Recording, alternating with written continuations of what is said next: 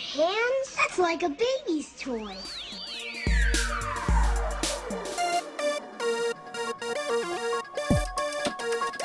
I'm totally Batman.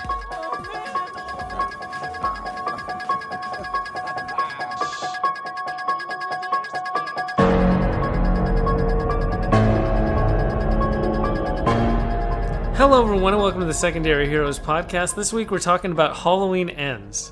Not the actual holiday, but the film. So Michael Myers is back again for the third installment of the reboot, and we're here to talk about it. This is your host Trevor, and joining me as usual is... Hey guys, it's Prague. And this is Alexander Wolfgang. What's up, fellas? You feeling the spooky season? Feeling the hoop, spooky season, yeah. We're almost there. A week away when we're recording this, so... We're a week away, man. And I am not prepared at all. Why is that, Alex? Oh, dude, no, who is prepared for anything anymore? My wife's out of town right now. I'm feeling like a single father, having to feed my kid and keep her alive. It's a rough life. Okay. Rough life. I will say though, because I had to do. Spoiler alert! I didn't watch the movie. Sorry. But surprise, surprise. But you know what? I did do some research on the film franchise and whatnot, and for some reason, it kind of got me a little freaked out because I'm in this new house. I'm still learning the creaks and floorboards and all the noises here, and I'm alone with my child, and I'm like, this is kind of creepy being here by myself. And like, why is the door opening behind you? Oh, stop. I don't like this. No, but it was weird. So there was a point tonight where I was on FaceTime with my mom, who's back in Florida, and we're just talking BS stuff. And then all of a sudden, my daughter was playing. She's like covering me in stuffies and saying, "Oh, go to sleep, Daddy. Go to sleep, Daddy." And I'm like, "Oh, I need another stuffy." So she would go run upstairs to go grab another stuffy.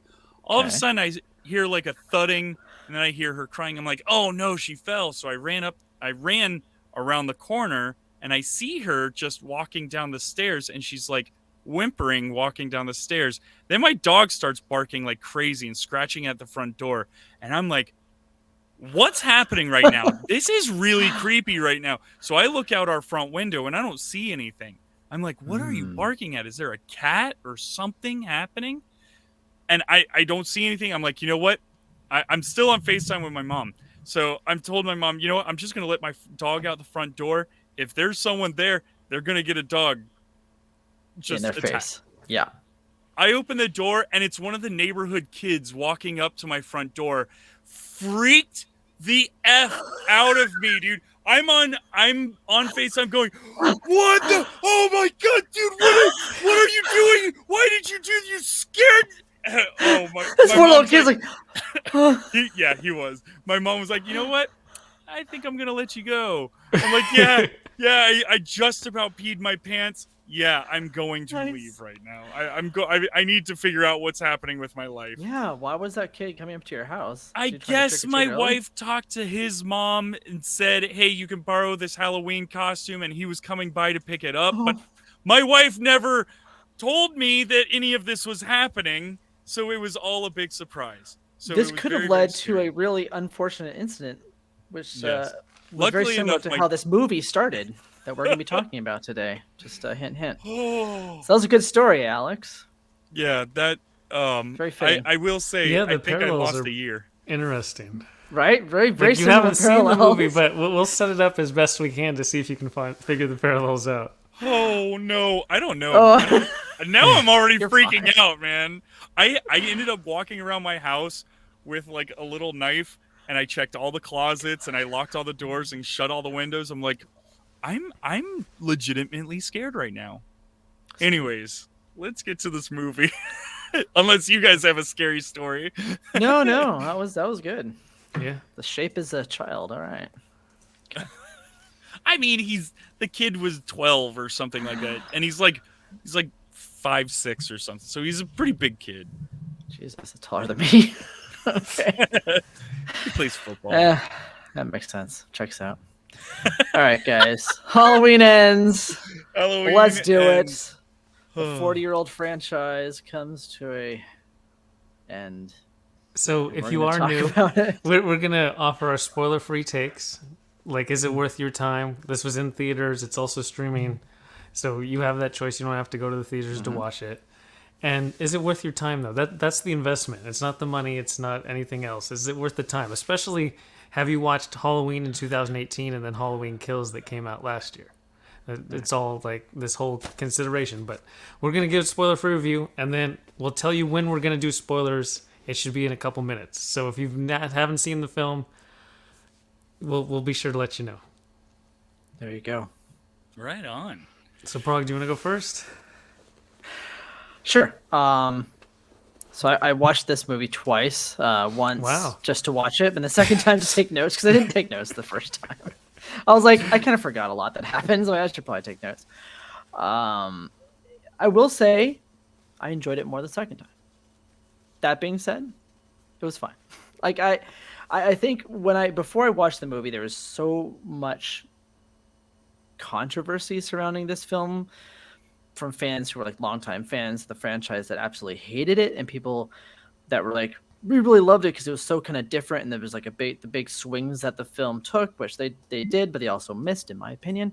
I went in with pretty low expectations, I think, especially after Kills.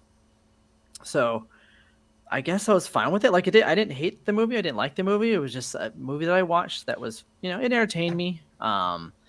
Do I think it's worth it for like just a casual horror fan or even just a casual fan? No, I don't think so. I think it kind of ended safely, in my opinion. And that might have been a studio decision. I don't know if that was a director decision or what have you. Maybe tied up a little bit too neat to not go into too many spoilers. So, yeah. The other thing, okay, so the one thing I wanted to say in my spoiler-free review is that this felt very similar to the new Hellraiser movie that came out that you guys didn't watch either. That's okay.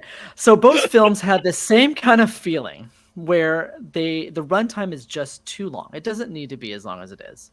And it's also pretty safe. Like they're both pretty safe. I don't know how else to put it. I enjoyed both movies, but I didn't love either one of the movies like to death. Like I really enjoyed aspects of them. I feel like these studios are playing it safe now with horror. And then you have the juxtaposition of this new movie, Terrifier 2, that came out, which is just bonkers brutal. Like that movie is just disgustingly great and awful to watch. That I highly recommend. It's fantastic. But yeah, these two movies were safe, fairly boring at times. I think that was kind of my issues with it.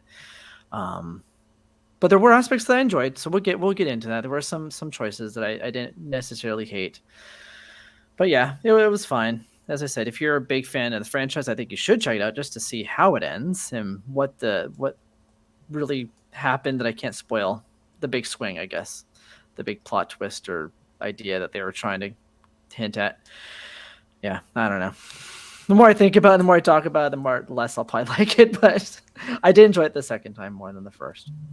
I'm going to jump in for a hot second. For the people who are listening and you don't follow Prague on Twitter, it's spooky season right now, and he has been posting a lot about horror movies. So if you want to find some obscure horror movies or want to know what his favorite... It almost feels like every day it's multiple posts about horror movies.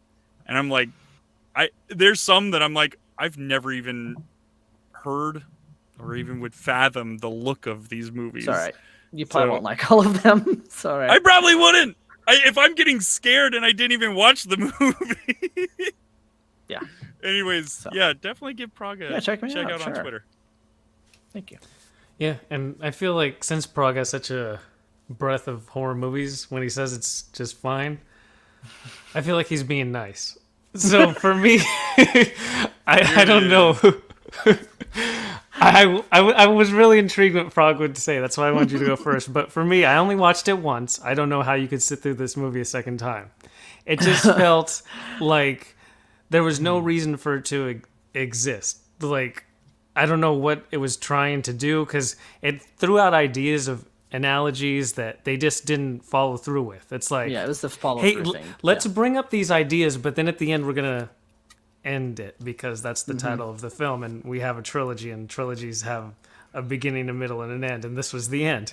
But it's just the little things, like the dialogue choices are idiotic. People don't listen to what the other people say. They just say their lines regardless. Like, it almost looked like an improv where people didn't listen. Like, I don't know. that was weird to begin with. And just how nothing seemed to, like, fit together coherently. It's almost like the movie was shot in this part, and then they passed it off to somebody else. They, like, passed the baton, and then you shoot this part. And it was completely disjointed throughout the entirety of it. And I don't think I wouldn't care enough about it to hate it. It was too unmemorable. It's quickly forgettable. I won't remember it next Halloween. I really liked the 2018 kind of reboot version, but this Kills and This Ends one were just a waste of time. They were boring. It wasn't scary. It wasn't entertaining. It was just there, and now it's over. Trevor, did you watch Kills right before you watched Ends? No, I watched it last year when it came out. Oh, okay. Yeah, I kind of agree with you. I think not even so much as this movie not being necessary. I think the reboot trilogy was kind of unnecessary. I don't know what they were trying to do with that. I thought they were going to try to do something with it, and it wasn't like they did anything with it. You know, I don't know how else to put it without spoiling stuff once we get into spoilers. But yeah, I feel you there. It felt unnecessary. I think the hard part about it all is the fact that everybody was so excited with the 2018, and Danny McBride wrote it, or was one of the main writers. And it still is, yeah. Yeah, and that's the thing is, like, you would think, okay, this guy's got something. We like what we're seeing out of this guy, and we want to see more. And then the second movie came out, and it was like, there could be better here. And now I'm getting you guys' up and down here, so I'm excited to hear more about the film then. Well, let's spoil the hell out of it. But first, we have socials. Socials. That's right, folks. Make sure to check us out over on crossthestreamsmedia.com. Go over there and please leave a voicemail for us. Yeah, leave a voicemail. And then we'll put you on the show. Because I do all the editing and I get the voicemails, so I'll put you on the show. Haven't received any in a while, but you know what? Doesn't mean they're not coming. I feel they might be coming soon. Anyways, if you don't want to go over to crossthestreamsmedia.com, which, by the way, over on Cross the Streams Media, you can find all of our socials. You can watch our YouTube. You can check out other podcasts that are a part of Cross the Streams Media as well. A lot of good shows on there to check out. But if you don't want to go over there, check us out on Twitter, Instagram, Facebook, and YouTube. And YouTube, you can watch us. You can see our homes, where we record, how we look, what our attire is. That's right. So check us out over on YouTube. Make sure to like and subscribe over there too to get more people listening and watching, because that's what we want. We want more people listening and watching. Actually, I don't know what we want anymore. Who knows? But I'm still enjoying doing this. I hope you guys are. All this is free for you, and it's priceless to us. That's probably the most I'm going to be talking tonight. Nah, well, we'll figure it in here somewhere. You have all the knowledge of the past movies too, and that's true. History, lore. I do have some of that stuff. That's the thing. Before we start, like, it felt like this movie was so much lore, like just like it was trying to be all the lore of like the entire series, all in one movie, and plus new lore. To make it not fun? I don't know. Okay. I don't know. It was just a lot. Sorry, I was looking through my book and I came across. There he is. Page. There he is. There's Michael Myers himself. For those who are watching on YouTube and not listening. From our good buddy Jeff Victor, his Evolutions book. It's a thick boy. Jeff is. So I think I don't know. No, the book's a thick boy. I'm sorry. But if we do want to start. I just want to let everybody know this is the spoiler portion of the program, and it takes until 41 minutes for Michael Myers to show up. I wrote that down too. What? Exactly 41 minutes in. This isn't some Godzilla movie where you want to keep it as like a big reveal, like a monster type of movie. These movies are known for Michael Myers killing people. That's what this entire franchise is known for. Wow. No way. I'm flabbergasted because this isn't like Jaws, where you don't get to see the monster until this isn't the first movie. Like, this is the last movie in the franchise. Wow. And then it also takes an hour and 10 minutes just to get to Halloween, like actual October 31st. All the other time is lead up until, like, most of all the movies are set on Halloween night. It took an hour and over an hour just to get to Halloween. I don't need that setup. Nobody needs that setup. These movies are not...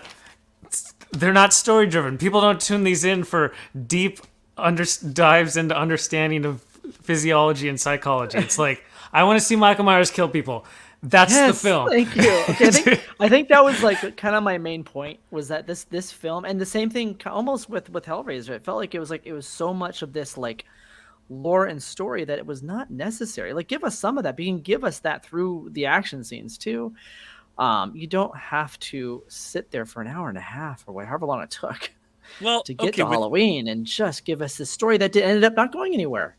With Hellraiser, though, it makes more sense to kind of it does. There's lore there. But the point is, like, you watch these movies for the gore and the fun. My goodness. If you're going to give us all that buildup, at least pay it off. Do you find that maybe they were trying to pander to a wider audience? No, because it's the third one. I know. If this was the first one, I would understand that. But for the beginning of the movie, we have Jamie Lee Curtis's Laurie Strode character. She has written a book, and so she's narrating a portion of the film as though she's reading, excerpt from her book. But there's no book that's framed like this. Because her book, somehow, as she's reading, starts from the introduction of when we met Michael Myers in 1978, and then to what the town has learned. And I'm like, this book is terrible. You wrote the whole book in, like, these 2 paragraphs. Why are there so many pages on your desk? You just covered everything. Sell it. That's a quickie, But yeah, they recap the movies. They show clips of the other movies. It's like... Do you want me to just tune in? Like, so I remember watching the original back in 1978. I haven't seen anything that Michael Myers has done, but I'm just gonna jump into this Halloween Ends. Let's go. And so here's a little backstory for you. I don't know how many people appreciated that. I wonder if it goes through H2O. Does she talk about H2O with Busta Those don't Rhymes? exist. Yeah, not in this. This is an if you look at the timeline. Timeline, yeah. So many different universes. It's almost like a multiverse in and of itself. They would have been cool if they did a multiverse because they show this whole sewer sequence and it looks like Pennywise should show up. That's in my notes. Yeah, he is Pennywise in this film. Yeah. Anyways, we'll get to that. So let's at least start with probably the only scene I actually really enjoyed in the whole film, and that was the beginning, the babysitter scene, because that scene was great. So in the beginning, we get set up because Michael Myers is known for killing babysitters. That's kind of his thing, even though he's branched out to other people over the years. That's his gig. People know that. So we get introduced to our new main character, and he really is the main character. Like, I think he gets the most screen time. Corey is his name, and he is there to babysit this boy who is apparently not scared of Michael Myers, and he decides to play hide and seek with this kid. And of course, when he comes back to find the kid, the house is in disarray. He's like, oh my God, Michael Myers is here maybe. Someone's in here. He doesn't know where the kid is. Can't find him. Goes into, I believe it was the upstairs in this 3-story house, by the way. It's a very, very big house. Gets locked in this room upstairs. And it turns out the little kid was playing a prank on him. So he's really mad at this kid. And of course, he happened to grab the knife from the kitchen to hunt around the house. So he's banging on the door, trying to get out while the kid is taunting him. And he's like, I'm going to kill you. I'm going to kill you if you don't open this door. And the parents walk in, hearing him, back from their date. And he kicks the door so hard that he pushes the kid over the banister, and he tumbles and falls and dies in front of his parents. One of the greatest openings I've ever seen in my entire life to anything. I think probably. It was the dead cat bounce of the kid. He does a dead cat bounce. God, that's great. Okay, so my issue already is a male babysitter. That was the joke. It was the whole thing about like, oh, you're a male babysitter. Yeah, it was the whole thing. It was a whole play on the trope. But it was a cool trope though, because it was the inverse, right? Like usually the girl would be killed, but in this case, they look up at him and he's holding the butcher's knife, looking down, going, "Oh my God, what did I just do?" So he becomes the killer. So that sets the only up problem our story. with that is, so just in terms of pure how houses are designed, doors swing inwards. They don't swing outwards. Yeah, they so don't swing outwards. he wouldn't be able to kick the door out to knock the kid. Like if you're in a hallway, any kind of like upstairs type of aspect, doors always go into a bedroom. It's a safety hazard. It's a building a house up to code type of thing. Yeah, but it makes for sure. It makes for fun. Like I laughed. I don't know if you're supposed to laugh at that sequence, but I did laugh. Oh, no. Well, especially since the kid was a little jerk too the whole time. Yeah. My God, I'm like, shut up, kid. That bastard. Anyways, that was a great moment, and then went kind of downhill from there. So I'm guessing title card happens right after that. Title card's right. Yep. Actually, that was another good moment because it was like one of those like really quick cuts too. Like she looks up at him and starts yelling right into the title card. Oh, nice. That was good. That was a good cut. So yeah, there were some decent things about this movie, but that was one of the few. I did enjoy that, and they used the title font from Season of the Witch, which kind of tonally represents this film because it definitely felt like a non-Michael Myers movie, just like Season of the Witch. So they did pay homage to that. Well, so in the second one, they did pay homage with the masks. Did they do anything like that? Bring those? I don't know why they would in the third one. It doesn't make sense to bring those back after they you've brought already masks. touched. No, not the masks from the second, not from the third film. No. Right. Okay. But they use kind of the same like motifs of the title cards and such. So that was fun. I enjoyed it. Gotcha. But that's our setup. So you got this guy who accidentally kills this kid. And so now we have Corey, and to Brog's point, he's pretty much the main character in this film, to the point that you feel like they're setting up, okay, Michael Myers is going to end. Not necessarily Halloween ends. Like they go, like since we're in spoiler territory, the whole pitch that they're building up is that the town is evil. Yes. The town creates evilness. It's not Michael Myers. He just kind of was the vessel for the evilness that rises from the town. And they're building up this whole narrative. And I'm like, okay, I get where we're going. And then the last 15 minutes, they're like, yeah, we're not going with that. We're just going to end everything. And that's that. Yo, literally, it felt like that. It was like almost like a needle scratch. Like they stopped like midway through production. Like, you know what? This is too big of a concept. Let's just stop it here, but not redo any of it and just continue. Like, okay. Well, and they hinted at that in the second one too, about how the town started turning kind of mad in a way. Mm-hmm. Yeah, they continue that a bit here. Yeah, okay. With the whole like people like killing themselves and being depressed and they just don't stick it. They just leave it. And so at the very end, Corey is the one who goes on the killing spree this time. So Michael Myers, I think, only kills one person, maybe two, depending on how you define death. But he doesn't do much killing. Like the cop. Corey kills like 8 people or something. Kills a lot of people. So he's the one doing killing stuff because he kills these 4 annoying kids where, ironically, they're driving a car and it looked like a car straight out of the 80s. The entire sequence of these kids looked like I was watching an 80s movie. I'm like, this is supposed to be present day, right? They're riding on the back seat. And they have the varsity jackets, but they're on the band team. Like, that was my note. Like, who the in the band juxtaposition. Acts like that? They acted like jocks, but you're in the marching band? 2022, baby.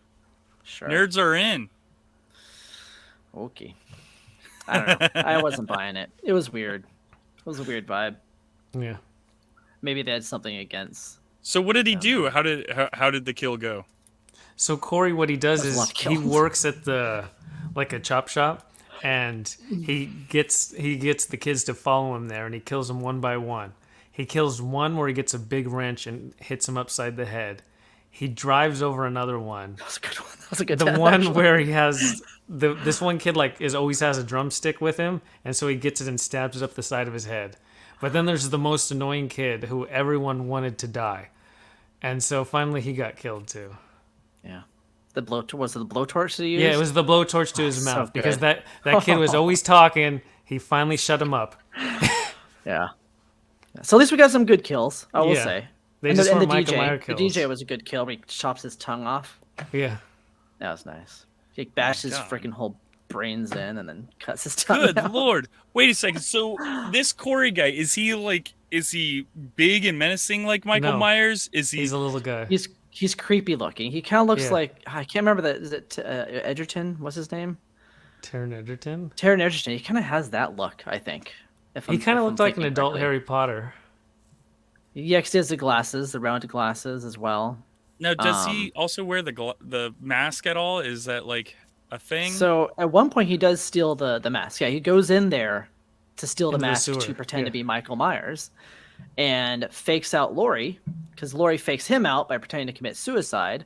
She calls the hotline knowing that he'll figure out that she was gonna do it, and it wasn't him. It was Corey in the Michael Myers mask. She shoots him, almost kills him at that point.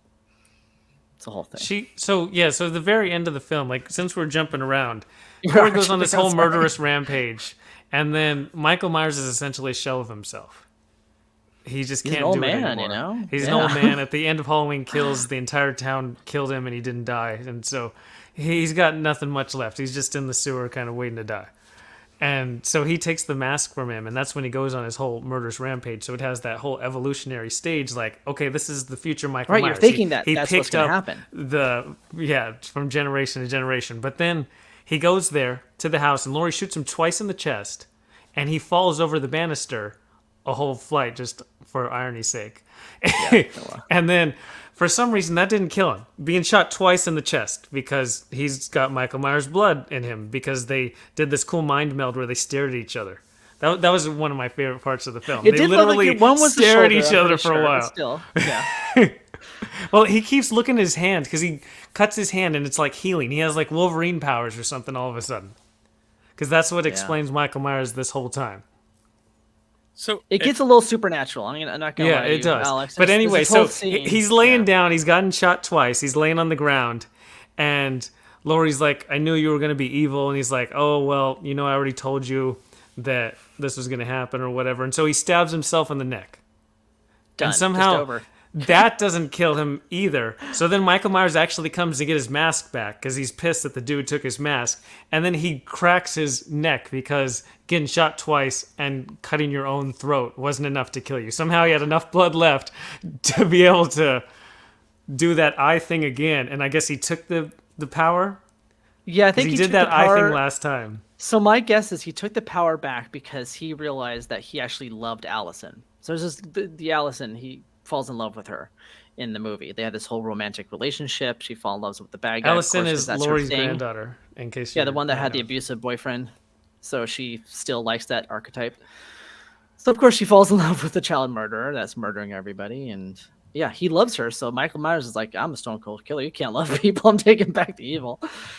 Whatever. So it was do they interesting. show Mike Myers' face? No, No, not in this they one. show that he's an old guy, but it's like kind of like at an angle. It's always in shadow. They Okay. purposely shoot it like that. No, So, I'm I glad that don't- they do. Now, I don't know if any of you have ever read or watched the movie Christine by Stephen King. Oh, the car this- movie. Yeah, the movie is pretty much a ripoff of that story. It's the same kind of setup, same Just deal. instead So, of a gorgeous red car. yeah, that's- you have Michael Myers. Michael Myers is the car, I guess. What? I know. It's, Are you was sure? weird. I'm just saying. It's the same. It's the same story. You have the guy that is the kind of the nerdy guy that kind of becomes the greaser kid on the bike and gets the girl. And yeah. Interesting. Okay, I see what you're. Yeah, I could see the parallels. I mean, if that's the way you're explaining this movie, then yeah, I believe that. Then 'Cause I got that's those exactly what vibes. happens. That's what I'm thinking. Because he did. He definitely got like confidence as soon as he kind of gained the powers from Michael Myers. He had this whole confidence about him. And he's like the hot rod guy, and yeah, he gets the girl. And So this whole stare down thing, like, how does that even happen? Where does that even start? In the sewer. Yes, I know, but please explain to me So how this those happens. those 4 kids that I was talking about, they bully him continuously through the film. And at one point, the kid pushes him over the overpass bridge, and so he lands by the sewer, and then all we see is someone drag him into the sewer.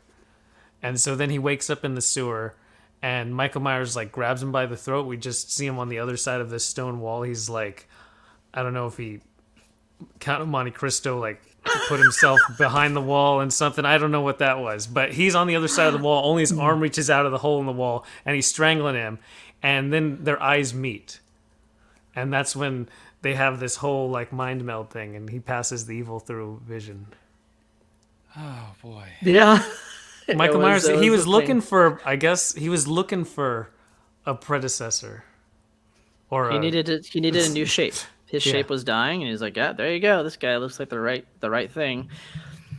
I don't know. I mean, there was even a whole montage where he grabs the cop and teach me how to kill people, and puts the body in front of him while Michael Myers stabs the guy. It was interesting. I didn't hate the that tag part. team effort was pretty fun because that's the time where we actually see him. He gets so that's one of the people that Michael Myers actually kills. They tag team it with the dentist or the doctor. Yes. Yeah, and he actually stabs, Michael Myers gets the lady and stabs her up onto the wall and hangs her, which we only ever see the results in the first Halloween. This one we actually got to see the action of doing it. Did he do the head tilt? Yes. Oh, of course. You gotta throw the head You gotta admire tilt. the art, yeah. Oh boy. Was it the corkscrew he had for the dentist? Where he's corkscrewing over and over and over. He tied a bag over the dentist's head to suffocate him, I guess. We didn't see that part. And he's just stabbing over and over again. The blood's goosing. So Corey is trying to kill people, but he's too it's almost like he's taking notes because Michael Myers has the one knife and just with one motion, boom, kills her and watches the life drain out of her. This guy is running around, tripping over stuff, getting the corkscrew thing. He's just banging on the windows. What are you doing, dude? Michael Myers is dude, it's you got to be slow, but quick when you need to be. Always Michael quiet. Myers had a kid. I'm now all of a sudden it's turning into a buddy cop film to me. If they would have done a whole movie of Michael Myers training him how to kill people, that would have been a good movie. I would have enjoyed that much better. There's a whole montage where he's putting his hand to his head. Oh, yeah, Corey, doink. Oh, Corey.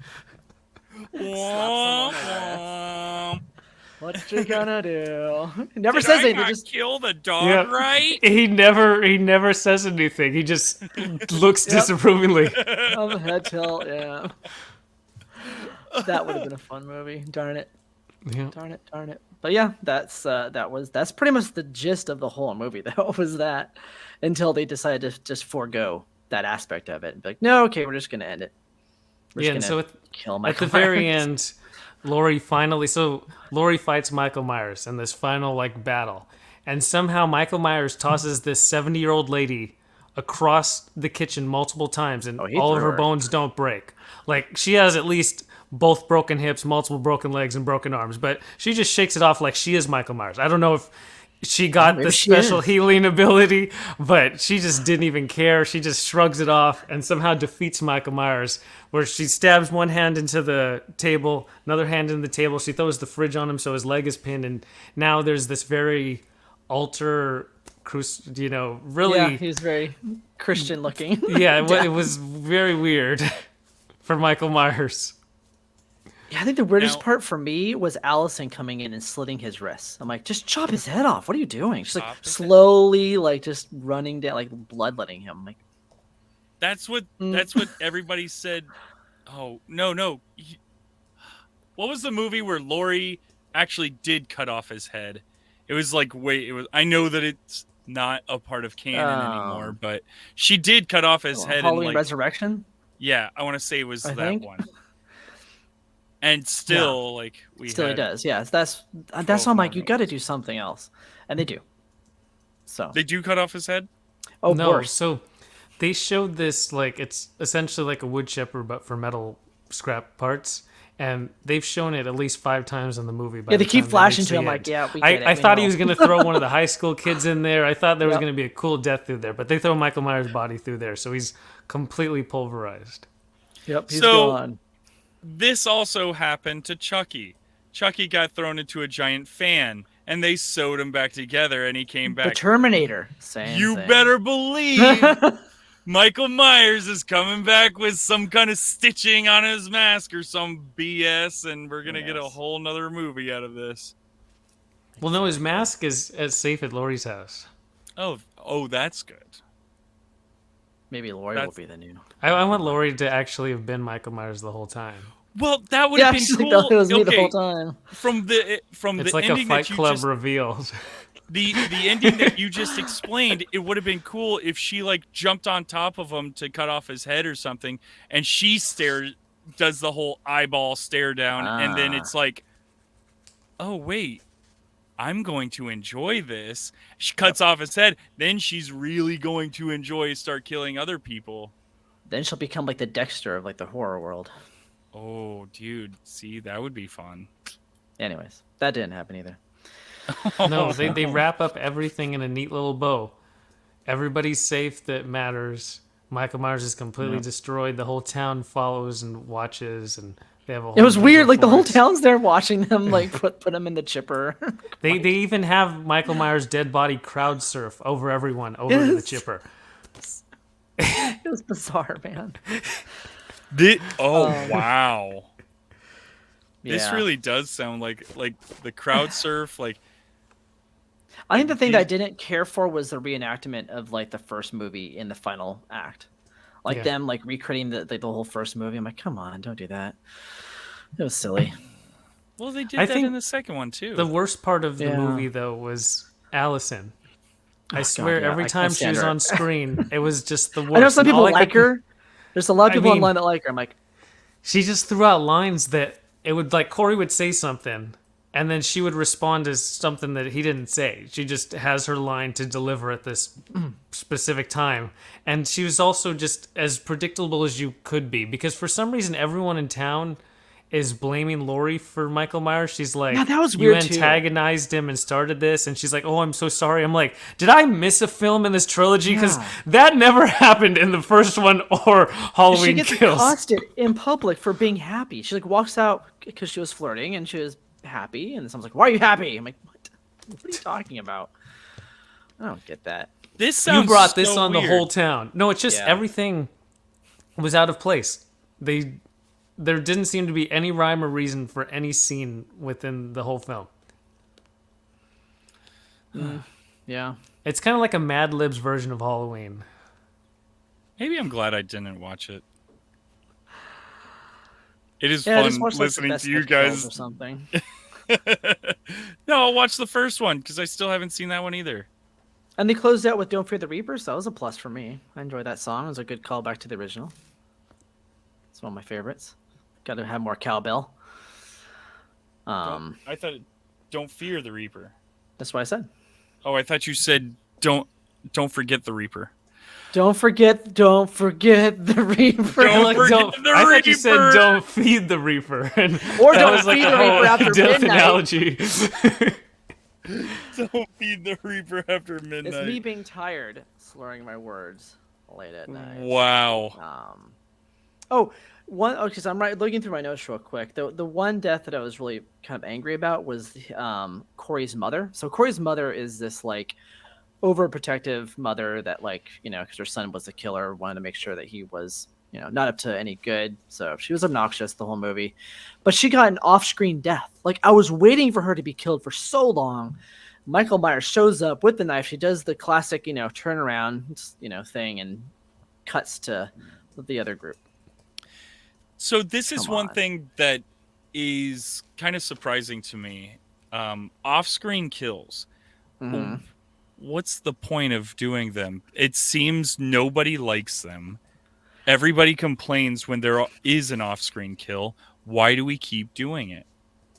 I don't know. It could be a number of reasons. It could be in an actor's contract, possibly. It could just be that they didn't have time to film it. It could be too expensive. Yeah, it could be budget. Yeah. I don't know. Who knows? I just find every time that I do any kind of research on any kind of horror movie, one of the main qualms is off-screen kills. And it could, I mean, maybe it's considered a trope now. Like it's been happening for so long. They're like, oh, you got to have that one, the one you've been waiting for that they don't do. But still, it annoyed me because I really wanted to see her go. Off screen she went. All right.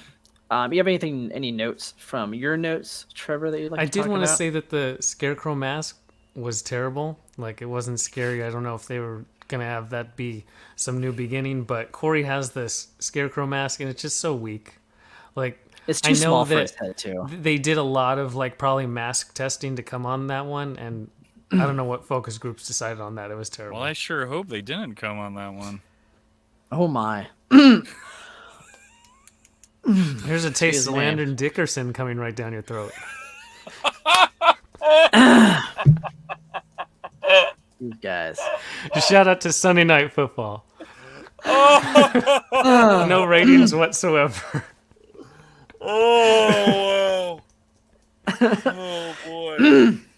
And then also I want to emphasize that Allison texts Corey, and the messages are green bubbles, which means that Corey has an Android phone. And it's just really interesting because it's the thing where I think Apple has a contract where villains or anyone who is evil can't use an iPhone on screen. Yeah, and so it's really interesting. They went all the way opposite where she's going to use iMessage. She doesn't have to use iMessage. There's a million messaging services, but she literally uses Apple's platform just to emphasize that he has a green bubble. And I'm like, that is such a wasted scene. Oh, no. That makes people not like him. Yeah, but then you get the great line. Where was I? I wrote it down here. It was so good. It was boys who don't finish their dinner don't get custard for dessert. I think it was from his mother. Oh, did I not write it down? I thought I did. It was hilarious. Yeah, no, here it is. Because he's texting her at the table, right? So he's texting her at the table to Allison, and his mother sees him texting. Like, who you're texting? He doesn't tell her. He says, she says to him, boys who keep secrets don't get custard for dessert. I'm like, this is a grown adult, man. Is this 1962? Like, oh, it's hilarious. Custard? But I love that. I love cheesy, dumb lines in horror movies like that. It gets me. It's great. So memorable. Sometimes. Oh, yeah. The mom herself, there's that one sequence where she's like, I hate you, you're the worst, and slaps him. And then kisses him goodbye after she slaps him. It's like, there missed a beat. Like, she doesn't even pause between the slap and the kiss. Like, there needed to be some kind of just human connection for that series of events. And they're like, nah, we got time crunch, let's go. And his dad's like this weird passive guy that's just there. And then he gets shot in the head by the band member guy for no reason. Because he stands up. He's like, what? Bam! So it sounds like the band members were murderers as well. Yes. Yeah. The band members were pretty terrible. They did murder. They're pretty bad. And the Terry guy, who's like their main leader guy, he reminded me of Chris from Sopranos. Yeah, he did. He's very much like him. The same kind of look, and I don't know. Accent, just the way, the delivery of everything. So what did you guys like about the movie? I mean, I think it's over. The things I liked. I like the kid going over the banister and plopping on the ground. That was great. Yeah. Man, that really was it. I mean, there was a sequence where with Allison and Corey, they could have played the song "I Like That You're Broken, Broken Like Me," and they didn't. So that was a missed opportunity. Okay. So you liked this. You liked that. But you liked you liked the missed opportunity. I don't know. No, I liked how terrible Allison is. Yeah. I do. I will say I kind of like the idea of Corey because I think the actor, I didn't look up his name, but whoever plays Corey, like he looks like he could be like a good serial killer. Like he kind of reminds me of like that movie Henry from the 80s. Like he has that weird deranged look about him that could be really good. But they kind of went too goofy at times with him, which didn't quite make sense to me. Like if he were more like serious and more like Michael Myers about his approach, he could have been a really good serial killer. So I did like that. I did like him. So if you do have epilepsy or prone to any kind of flashing problems, this film doesn't have that warning, but there is a sequence where they go to a club and there's so many flashing lights.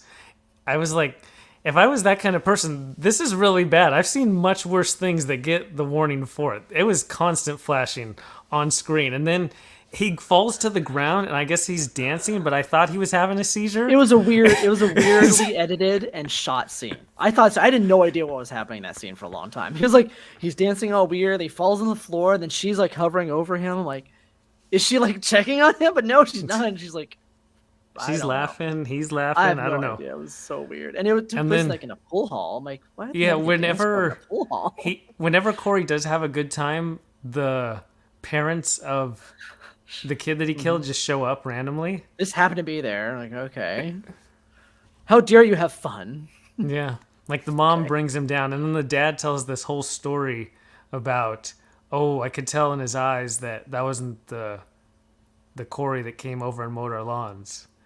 Right. Hinting at that he has changed. He's become the evil.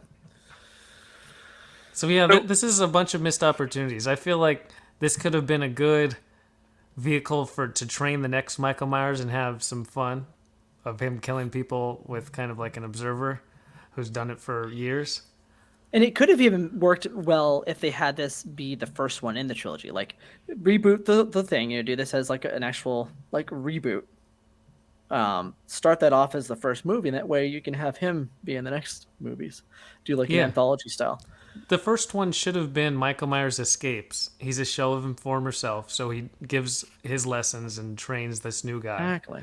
Yeah. But they didn't.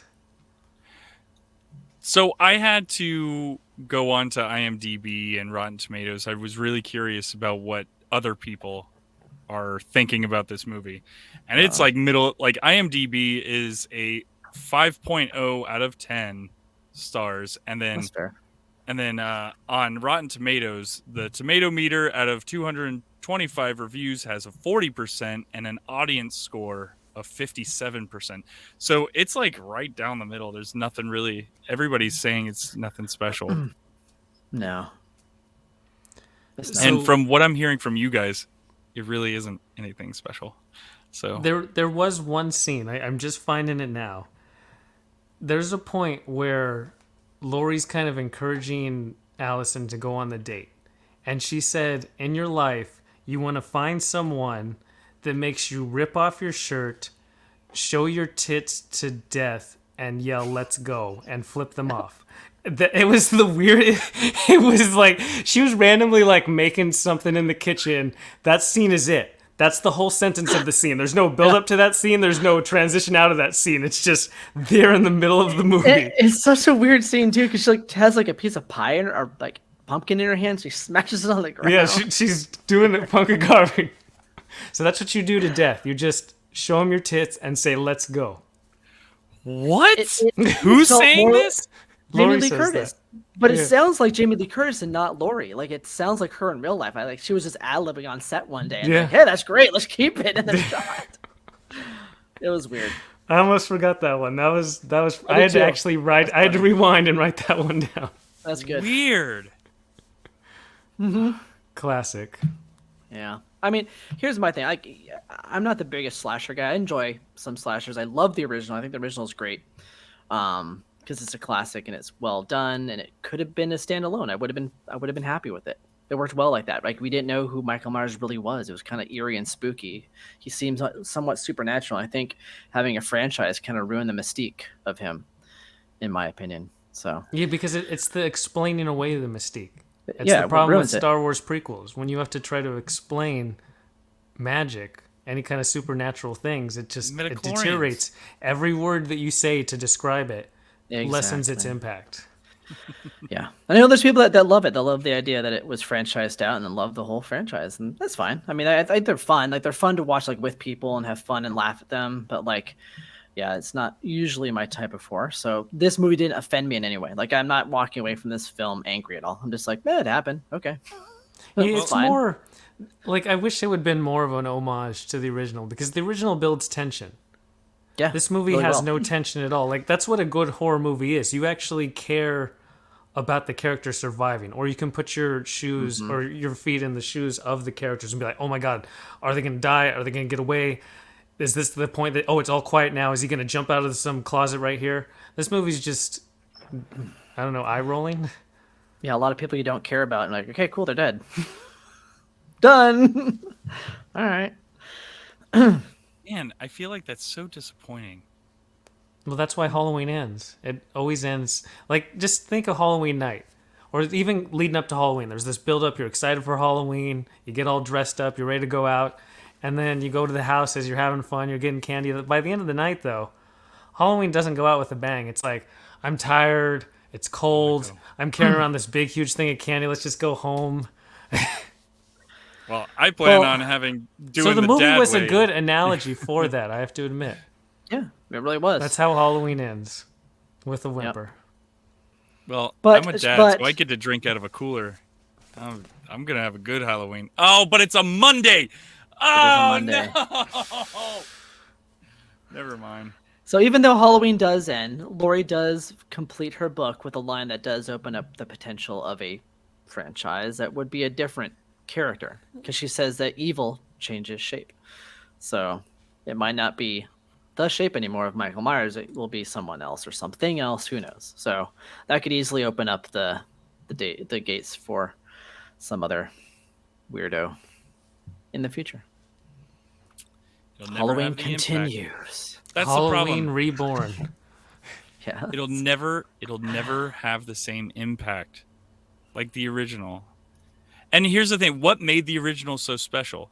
There really wasn't anything special about it. He's a great director. He knows how to light scenes and shoot scenes and editing and pacing and sound design. Yeah, I mean, there's the reason why it was good. All those things. Yeah, I just feel like movies have come such a long way since then. No, yeah. I don't know. I mean, could they have just stuck with that same format for this movie and it had been successful as well? I don't know. Yeah. That's I don't true. either. I don't know. Because Depends on people what want audiences more. crave. Yeah, audiences Oh, they want different. crave more. They want different. They want more. They want... They don't want different. The reason And these you're did right, well is because it's nostalgia. Oh, look, it's Michael Myers. Not, oh, hey, we launched a brand new horror franchise with this new character. There's a lot of those don't this know. year that are not going to make as much money as this movie made. I mean, Terrifier 2 made like quadruple his budget. So, Yeah, that's budget, though. This movie made $62 million. yeah. I know. Overall, yeah, obviously, it's going to make more money overall. Yes. Well, You're hold right. on. Because of If nostalgia this- and name recognition. Yeah. Sorry, you said that this movie made $62 million? Yeah, and it's opening I weekend. haven't looked at the numbers for this one. Okay, Yet. so, and the gross worldwide... Okay, so it says that the budget was $20 million.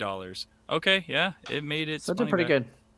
So Well, yeah, they'll keep horror making movies are these super films. cheap to make. Yeah, Jason Blum has it down. Dude Oh, he knows how knows, to yeah. make terrible horror movies that are cheap, it cheap. but you have people watch it. Yeah.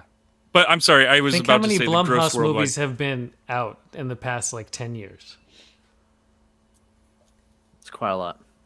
It works. He's It got a does. system He's that got works. his formula down. Yeah. But There you the go. gross worldwide was $82 million. So, Oh, it fell off a cliff when what came out last? Oh, Black Adam came out.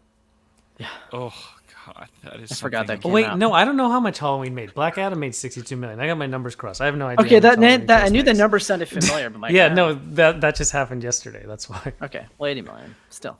All right, not bad. Yeah. And it's streaming, so you don't even have to go to the theater, which that's a whole nother issue the movie industry has to figure out. Yeah. Thump thump in the night there. Yeah, Alex. I started hearing some thumping. I heard that too. You heard it too? I don't know if it was from my house or your house, but somebody's here. Dude, I really hope it was from your house. I think it was. I felt it. So I think it was. Oh my god.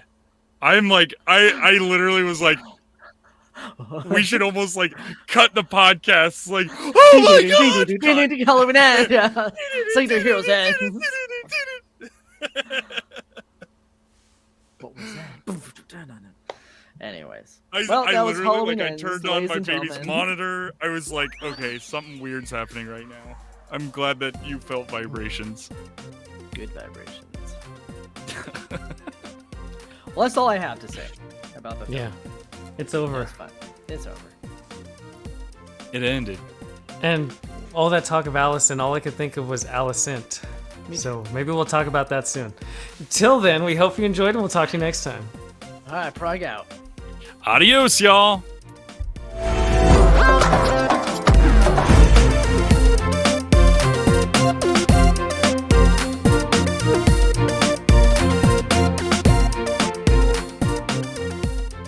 Picture time. Murder. Alicent. Oh my